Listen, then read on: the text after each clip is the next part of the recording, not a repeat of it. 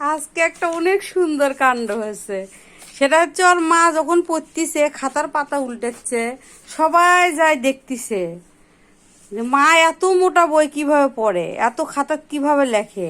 এই যে দেখেন, আমরা প্রশিক্ষণ নিব, সবাই সবার মতো করে যায় দেখতিছে। এই সুন্দর সুন্দর কিভাবে লাইন ধরে দেখতিছে। আল্লাহ, এলা পড়তে হবে তো নানু, সবাইকে পড়তে হবে। এই যে সুন্দর হাত দিয়ে দিয়ে দেখতেছে, বাহ বাহ বাহ।